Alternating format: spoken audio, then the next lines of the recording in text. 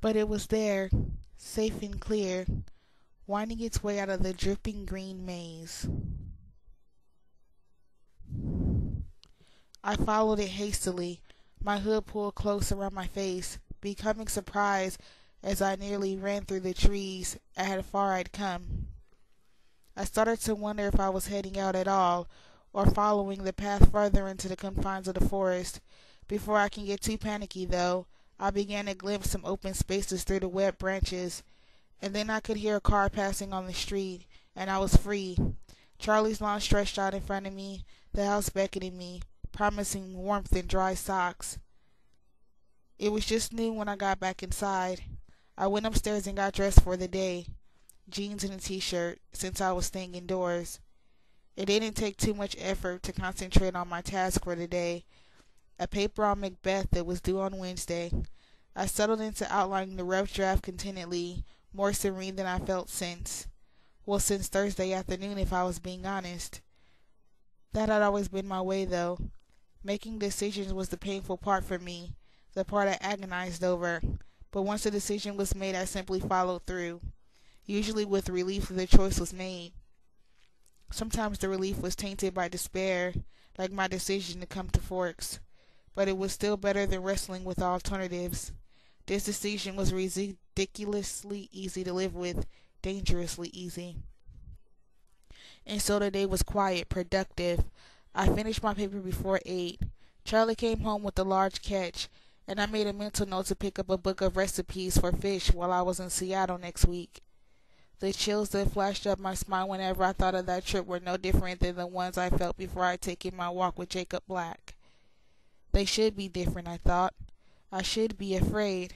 I knew I should be, but I couldn't feel the right kind of fear.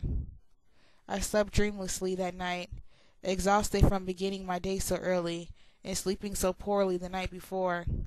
I woke for the second time since arriving in Forks to the bright yellow light of a sunny day. I skipped to the window, stunned to see that there was hardly a cloud in the sky, and those there was just fleecy little white puffs that couldn't possibly be carrying any rain. I opened the window, surprised when it opened silently without sticking, not having opened it in how many years, and sucked in the relatively dry air. It was nearly warm and hardly windy at all. My blood was electric in my veins. Charlie was finishing breakfast when I came downstairs, and he picked up on my mood immediately. "Nice day out," he commented. "Yes," I agreed with a grin. He smiled back, his brown eyes crinkling around the edges. When Charlie smiled, it was easier to see why he and my mother had jumped too quickly into an early marriage. Most of the young romantic he'd been in those days had faded before I'd known him, as the curly brown hair, the same color, if not the same texture as mine, had dwindled, slowly revealing more and more of the shiny skin of his forehead. But when he smiled, I could see a little of the man who ran away with Renee when she was just 2 years older than I was now. I ate breakfast cheerily, watching the dust smoke stirring in the sunlight that streamed in the back window. Charlie called out a goodbye, and I heard the cruiser pull away from the house. I hesitated on my way out the door, hand on my rain jacket. It would be tempting fate to leave it home. With a sigh, I folded over my arm and stepped out into the brightest light I'd seen in months. By dint of much elbow grease, I was able to get both windows in the truck almost completely rolled down. I was one of the first ones to school. I hadn't checked the clock in my hurry to get outside. I parked and headed towards the seldom-used picnic benches on the south side of the cafeteria.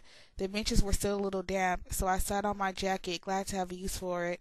My homework was done. The product was slow social life, but there were a few trick problems I wasn't sure I had right.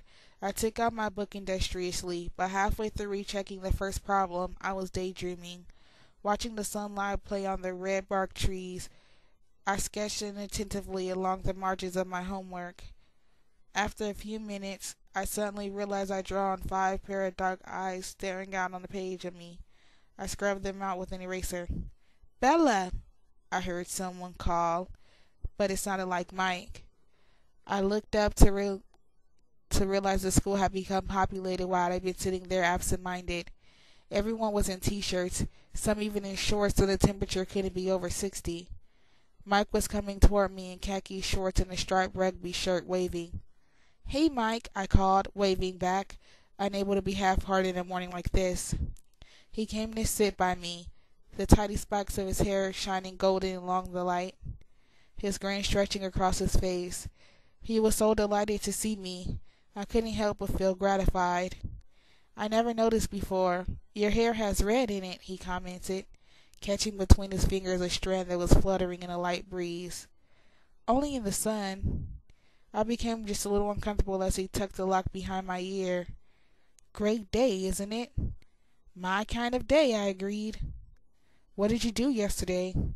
His tone was just a bit too proprietary. "I mostly worked on my essay. I didn't add that I was finished with it. No need to sound smug." He hit his forehead with the heel of his hand. "Oh, yeah, that's due Thursday, right?" Wednesday, I think." "Wednesday," he frowned. "That's not good. What are you writing yours on?" "Whether Shakespeare's treatment of the female's characters is misogynistic." He stared at me as if I had just spoken in pig Latin. I guess I'll have to get to work on that tonight," he said, deflated. "I was going to ask if you wanted to go out." "Oh," I was taken off guard. Why couldn't I ever have a pleasant conversation with Mike anymore without it getting awkward? "Well, we can go to dinner or something, and I could work on it later." He smiled at me hopefully. "Mike," I hated being put on the spot, "I don't think that would be the best idea." His face fell. "Why?" he asked, his eyes guarded. My thoughts flickered to Edward, wondering if that's where his thoughts were as well. "I think, and if you ever repeat what I'm saying right now, I would cheerfully beat you to death," I threatened. "But I think that would hurt Jessica's feelings." He was bewildered, obviously not thinking in that direction at all. "Jessica?" "Really, Mike, are you blind?" "Oh," he exhaled, clearly dazed. I took advantage of that to make my escape. "It's time for class and I can't be late again." I gathered my books and stuffed them in my bag. We walked in silence to the building 3, and his expression was distracted. I hoped whatever thoughts he was immersed in were leading him in the right direction. When I saw Jessica and Trigg, she was bubbling with enthusiasm. She, Angela, and Lauren were going to Port Angeles tonight to go dress shopping for the dance, and she wanted me to come too, even though I didn't need one. I was indecisive. It would be nice to get out of town with some girlfriends, but Lauren will be there, and who knew what I could be doing tonight? But that was definitely the wrong path to let my mind wander down. Of course I was happy about the sunlight, but that wasn't completely responsible for the euphoric mood I was in, not even close. So I gave her a maybe, telling her I'd have to talk with Charlie first. She talked of nothing but the dance on the way to Spanish, continuing with as if without an interruption when class finally ended, 5 minutes late, and we were on our way to lunch. I was far too lost in my own frenzy of anticipation to notice much of what she said. I was painfully eager to see not just him but all the Cullens, to compare them with the new suspicions that plagued my mind. As I crossed the threshold of the cafeteria, I felt the first true tingle of fear slither down my spine and settle into my stomach. Would they be able to know what I was thinking? And then a different feeling jolted through me. Would Edward be waiting to sit with me again? As was my routine, I glanced first towards the Cullens' table. A shiver of panic trembled in my stomach as I realized it was empty. With dwindling hope, my eyes scoured the rest of the cafeteria, hoping to find him alone, waiting for me. The place was nearly filled. Spanish had made us late, but there was no sign of Edward or any of his family. Desolation hit me with crippling strength. I shambled along behind Jessica, not bothering to pretend to listen anymore. We were late enough that everyone was already at our table. I avoided the empty chair next to Mike in favor of one by Angela. I vaguely noticed that Mike held the chair out politely for Jessica, and that her face lit up in response. Angela asked a few quiet questions about the Beck's paper, which I answered as naturally as I could while spiraling down in misery.